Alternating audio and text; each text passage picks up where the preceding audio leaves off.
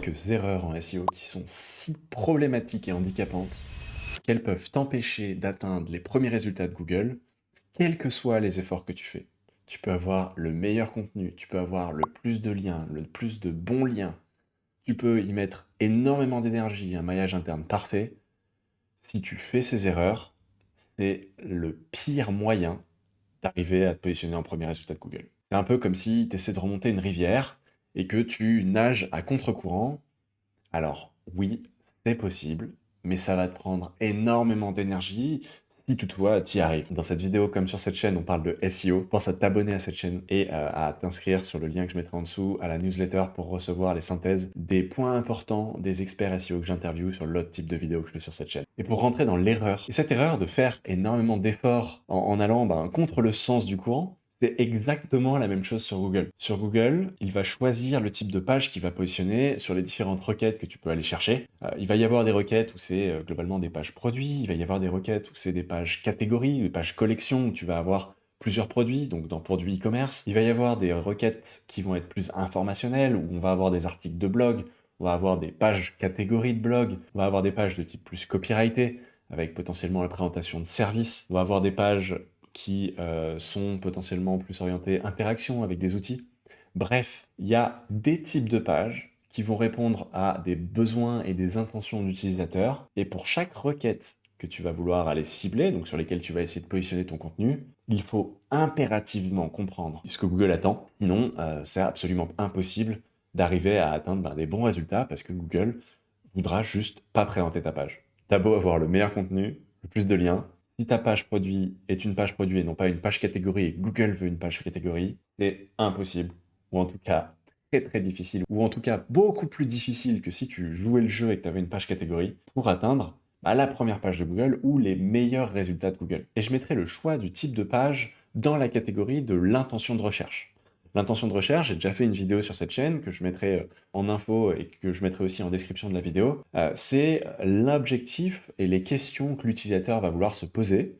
Je rentre évidemment plus en détail dans la vidéo dédiée, mais c'est pourquoi l'utilisateur a fait l'effort de faire une recherche sur Google et quelle est l'information qu'il va vouloir trouver pour être content d'avoir cliqué sur ton résultat et pouvoir s'en arrêter là et partir vers une autre recherche. Et donc cette intention de recherche, ça va être globalement des questions. Et il y a un deuxième point qui va être que pour une intention de recherche en particulier, on va avoir des types de résultats particuliers.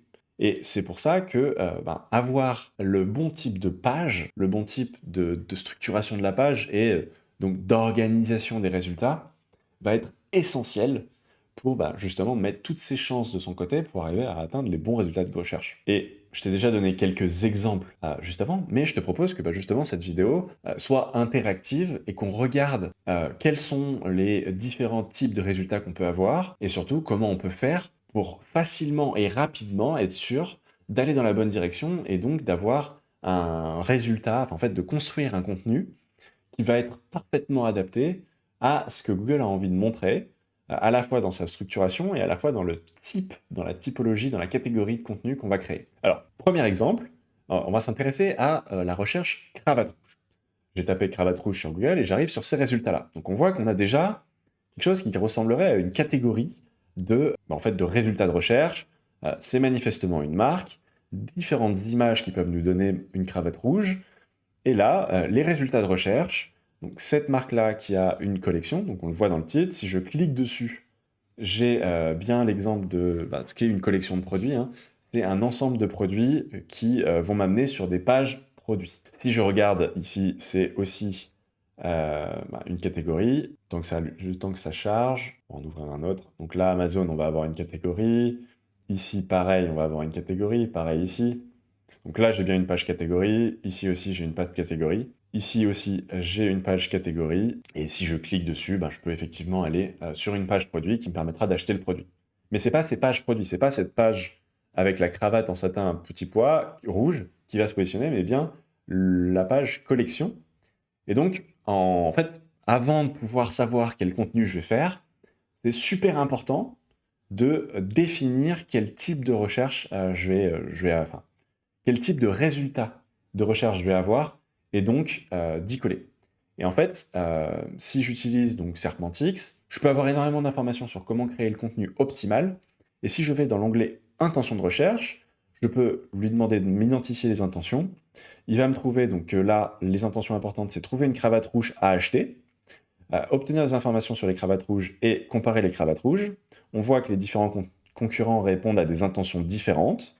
Et surtout, on voit que là, il nous recommande de faire une catégorie e-commerce. Donc ce qu'on voyait sur les résultats de recherche ici, c'est que Google positionne des collections, des catégories e-commerce, et c'est effectivement ce que l'outil nous recommande.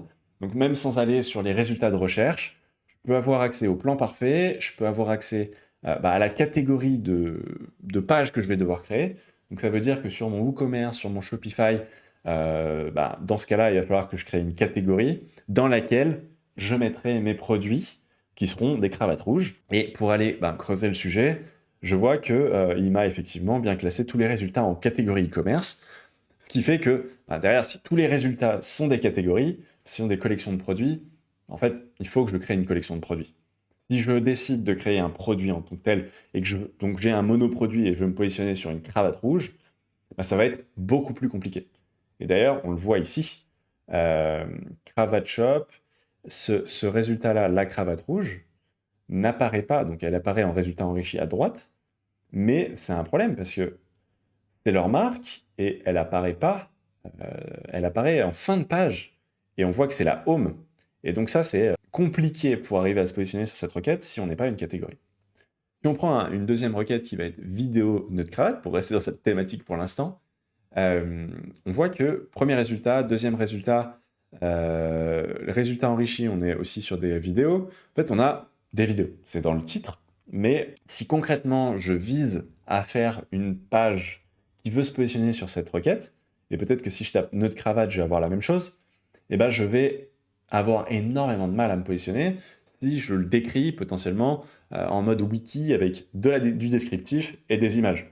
Concrètement, ici, Google a décidé qu'il voulait mettre des résultats de recherche sous format vidéo en pointant pas vers des sites, mais directement vers YouTube. Et donc, je vois ici le résultat, en allant à nouveau dans Intention sur Serpentix. Le détail, c'est que ici, il m'a dit, en fait, en voyant ça, concrètement, je peux créer un contenu, mais ça va être très compliqué de me positionner si je fais pas une vidéo. Et potentiellement, même pas héberger sur mon site, comme l'a fait Cravate Avenue, en mettant le détail des 9 nœuds de cravate en vidéo, et donc une page qui est très très pauvre en texte, mais qui est remplie de vidéos. Et donc on voit que tous les résultats sont pour beaucoup des médias ou des réseaux sociaux, mais c'est aussi à nouveau des vidéos.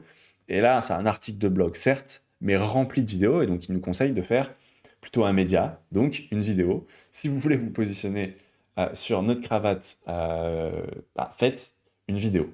Et ça sera clairement ce qui va être pertinent, que ce soit sur YouTube, que ce soit sur TikTok, que ce soit sur un autre réseau, que ce soit sur votre site potentiellement, mais en vidéo. Si on regarde maintenant agence Google Ads, pareil, ici on va avoir différentes pages qui sont en fait des présentations de services. On a celui-là qui est un top avec une liste justement d'agences Google Ads. Et si on regarde justement pour avoir la synthèse de ce qu'on doit faire, sans avoir à analyser chaque page en creusant ce qu'elle est, je vois que sur Serpentix, il me dit de créer une page. Donc là, ça va être une page de présentation de mes services.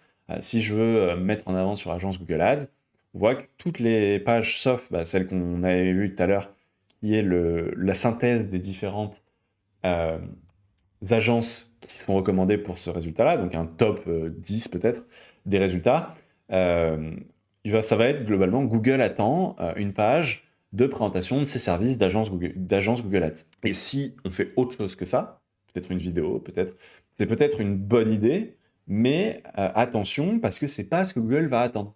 Et donc, dans cette présentation-là, c'est important de créer une page de présentation de services standard, selon les conditions ce que je fais un peu les concurrents, et qui vont permettre de trouver une agence Google Ads, comprendre Google Ads ses avantages, et découvrir les services d'une agence Google Ads.